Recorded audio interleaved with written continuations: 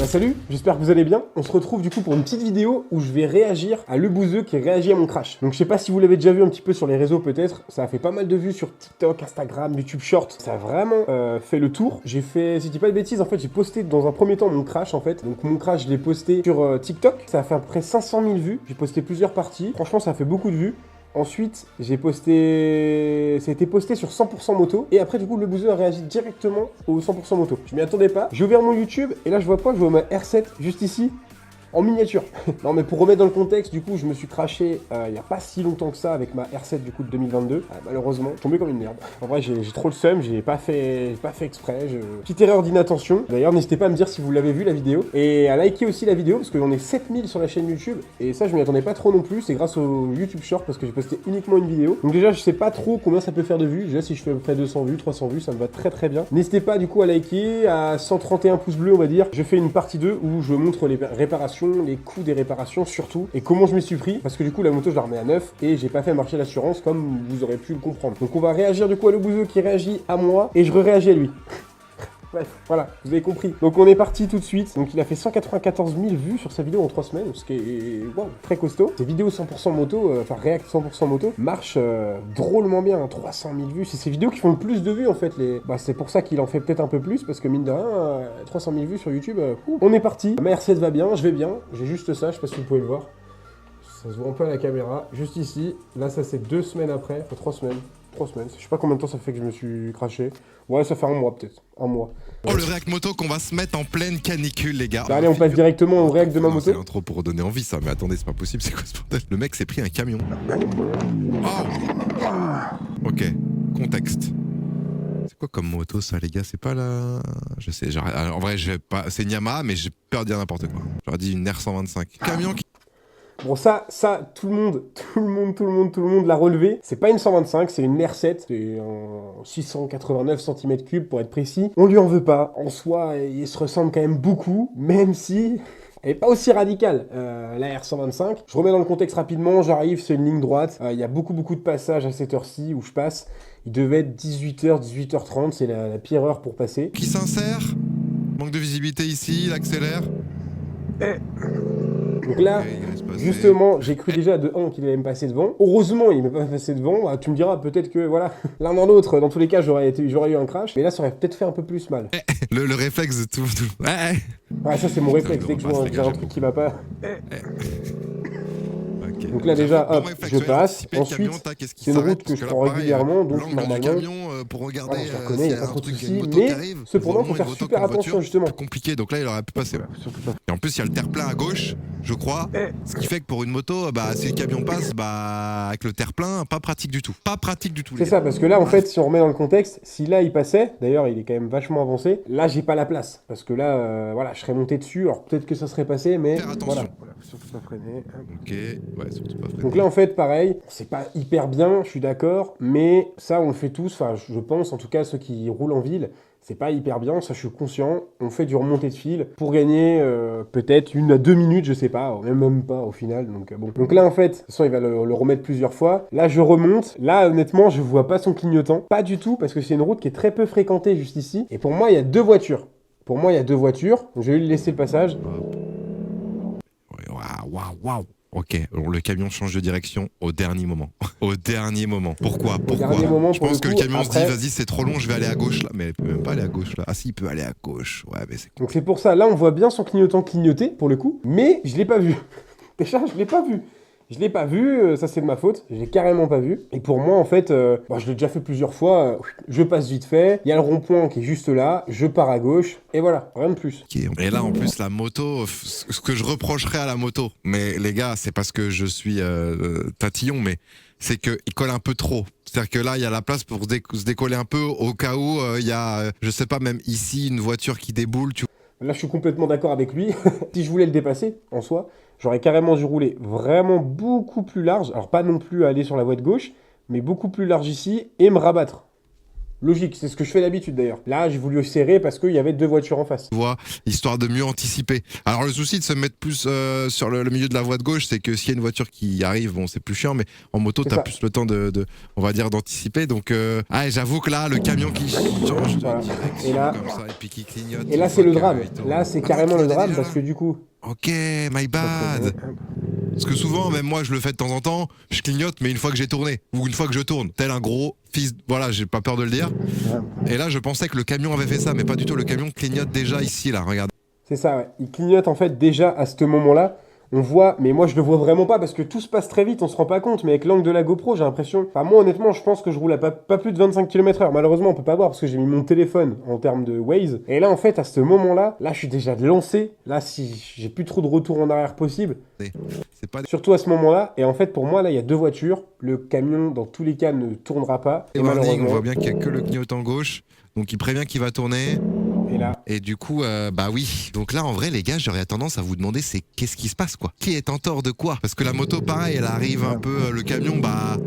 Il fait pas forcément gaffe, la moto, elle... Alors, qui est en tort? Pour le coup, je suis en tort. Je suis en tort, je pense. D'ailleurs, répondez dans les commentaires si vous voulez encore débattre là-dessus. Pour moi, je suis en tort. Après, aux yeux des assurances, apparemment, j'ai entendu tout. Apparemment, ça pourrait être du 50-50 parce que le camion ne fait pas ses contrôles, ne fait pas ses contrôles d'angle mort, ne fait pas ses contrôles de rétroviseur avant de s'engager à tourner. Beaucoup me disent, oui, il y a une ligne blanche. C'est pas une ligne blanche, je connais la route. Tu peux doubler, entre guillemets, mais c'est pas bien. Enfin, je sais pas comment expliquer, mais personne double, entre guillemets, ici, sauf les motos. Hein. Et là, du coup, il y a le rond-point qui est vraiment 20-30 mètres après. C'est vraiment juste ici. Donc, dans le malheur, cette voiture qui tourne fait que le monsieur se précipite, du coup, pour tourner. Parce que c'est un rond-point où il y a beaucoup de passages et forcément, ça fait peut-être quelques minutes qu'il attend. Arrive en interfile. Ouais, et puis s'il est dans le rétro quand même, mais bon, elle arrive vite. Le camion, je pense qu'il regarde plus devant. S'il n'y a pas une voiture qui arrive, il va pas se dire que quelqu'un va me doubler ici. Ah, alors après, la moto, le clignotant, bah oui, les gars, je suis un peu perplexe là. Si on doit dire sur 100% qui a plus tort, je dirais que celui qui a le plus tort, bah le camion clignote. Mais il regarde pas avant de tourner s'il n'y a pas une moto qui arrive. Donc le camion, je dirais 60 et la moto 40. Est-ce que si je dis ça, c'est totalement irréaliste et je suis un énorme enculé? Peut-être. J'adorerais avoir votre vision dans les commentaires. Parce que le camion clignote, la moto déboule. C'est ça. Et à ce moment-là, en fait, bah franchement, j'ai pas la possibilité d'avoir des réflexes. Ça se joue vraiment à une microseconde. Et c'est pour ça aussi que j'ai posté la vidéo, c'est que vraiment tout arrive super vite. Là, pour moi, de base, ça passe mais largement. Et en fait, c'est au moment où tu vois... T'anticipes, tu vois le clignotant, tu te dis, va peut-être tourner, après le camion, enfin, je sais pas, putain. Là, carrément, bah là, je suis tombé, quoi. Là, malheureusement, je peux pas faire grand-chose, quoi. Oh la vache! Ça va être une R125, ça, je pense. C'est très belle, d'ailleurs. Ah non, c'est une R7! Oh, l'insulte, je suis désolé. Oh, l'insulte. Donc oui, pour le coup, il a remarqué que c'était une R7 à partir du moment où, en fait, c'était écrit sur l'écran. Juste ici, on voit R7, c'est mon kit déco. Voilà. Voilà. Beaucoup m'ont dit qu'elle était très jolie d'ailleurs. Merci. Après, la R7, elle est arrivée il n'y a pas si longtemps. Ouais, quelques années déjà. Ok, une R7, très bien, très bien. Bien joué, bien joué. Ouais, ça va. Merci le bouseux. C'est vrai que c'est une belle moto en A2 pour le coup. J'en suis assez content après. D'ailleurs, si vous voulez que je fasse une vidéo un jour sur les motos que j'ai eues, etc., les meilleures motos à avoir en A2. Parce que mine de rien, j'en ai fait plusieurs, donc ça pourrait être sympa de donner mon avis. Tant pis. Vous pouvez m'aider s'il vous plaît, ce serait gentil. Donc R7, les gars, si je dis pas de bêtises, on est sur le moteur de la MT-07, sur un carénage sportif. Bon, on a rien, mais fait chier. Alors c'est le moteur de la MT-07, mais c'est pas une MT-07 carénée. Ce que beaucoup pensent, c'est vraiment une moto un peu différente. On n'a pas la même position, etc. Voilà, ça reste quand même, oui, certes, une moto, c'est pas une ultra sportive, hein, mais c'est pas non plus une R7, enfin une MT-07 carénée. Chier quoi, c'est que dalle. Ah si, putain, moi j'ai rien, heureusement. D'ailleurs, petite erreur, après voilà, ça arrive à tout le monde, hein. Je suis pas celui qui m'équipe le moins. Voilà, j'étais en jean, d'ailleurs je suis presque tout le temps en jean, parce que je supporte pas les autres pantalons. Enfin, j'ai toujours pas trouvé un pantalon adéquat pour ma moto, et moi, pour me sentir à l'aise. Enfin, je roulais pas vite du tout en plus, mais ça fait chier quoi. Je me suis dit, bon, t'es à partir de là, tu vas tourner au rond-point, tu sais. Et en fait, d'un coup, putain, bah oui, bah ça, on a la roue, je fais, bon, c'est trop tard. Je me suis dit, bon, Parce que oui... En soi, les amis, oui, il aurait pu se dire, en fait, le clignotant, c'est pas... C'est ce que j'expliquais, justement, j'ai le rond-point après. Donc, justement, pour moi, il tournait au rond-point, il allait à gauche du rond-point, il vient de mettre son clignotant, et voilà, c'est tout. Rien de plus, mais au final, malheureusement, eh ben non, je me suis fait avoir. Voilà, c'est pas grave. Pour tourner maintenant, mais c'est pour tourner au rond-point. Bien vu. Bah oui, mais bon, normalement, si tu tournes au rond-point, t'es censé mettre le clignotant après l'intersection là, mais bon. Là, il a totalement raison, pour le ouais, coup. là, j'avoue que c'est Après, compliqué. Là. Et en fait, d'un coup, je vois la roue, je fais, bah, c'est trop tard. J'ai de la chance parce que j'aurais pu avoir pire, mais ouais, c'est pas Bah, c'est grave. aussi pour ça qu'au permis moto, on fait l'évitement. Hein. Il y a le travail d'évitement, etc. C'est pour ces situations-là. Après, là, bah, forcément, je pense que même un pilote professionnel n'aurait pas pu. Ou alors, il aurait fallu se décaler avant. Mais là, comme il était là. Ah, là, pour le coup, malheureusement, c'est complexe. Là, c'est des microsecondes. Peut-être que quelqu'un aurait pu mieux réagir que moi, mais ça se joue vraiment à quelques secondes, et malheureusement, c'est complexe, quoi. La situation est complexe, de toute façon. L'essentiel, c'est trop que... tard. Bah si, je me suis niqué, hein. Je sais pas si on va le voir à la caméra. Ça, il y a plein vache. de... Si, je me suis... Ouais. Bon, là, malheureusement, j'ai eu un petit bobo, mais comme je vous ai dit, il est juste ici, il se voit presque plus. C'est tout ce que j'avais. C'est rare, très rare que je roule sans protection. J'ai tout le temps une veste, tous les jours, une veste avec du coup des renforts ici, une dorsale, et voilà quoi, une veste de moto. Là, ce jour-là, je l'avais pas mis, et je pense que depuis que je roule en moto, j'ai dû rouler 3-4 fois avec sans veste, entre guillemets, avec un sweat. Quand on se protège pas, ben on tombe et malheureusement, ça donne ce genre de choses. J'ai de la chance, j'ai eu mal aux pieds pendant 2 jours, mais c'est tout. Franchement, je m'en tire super bien, la moto s'en tire super bien, vous allez juste le voir juste après. J'ai plus de cale-pied. Ah ouais, j'avoue qu'il y a un peu de dégâts. Donc juste ici, on voit, hein. J'avais plus de cale-pied, mon cale-pied avait cassé. Ah ouais, j'avoue qu'il y a un peu de... Juste ici, on voit bien le pad qui a tout sauvé. Le pad a sauvé ma moto, d'ailleurs, il n'est pas possible de le détailler. Merci Yamaha, franchement, c'est de la merde. Faut pas se mentir, le truc il vaut 300 balles, c'est pas possible de le détailler, un petit bout de plastique, faut aller se faire foutre. Je suis désolé, au bout d'un moment c'est pas normal. Juste ici j'ai une marque, j'ai réussi à l'enlever hyper facilement au nettoyant carbu. Pas d'avoir fait de constat, etc. J'ai pas fait de constat. Ici c'était le kit déco qui a morflé, sachez que ici c'est un petit peu rayé, mais c'est en train d'être vu, normalement ça va être réparé. Donc y a pas de souci non plus. Bon. Ça, j'ai racheté la semaine dernière, donc un bout de guidon, et d'ailleurs ça coûte très cher. C'est du Brembo, ça coûte 110 €, c'est trop cher.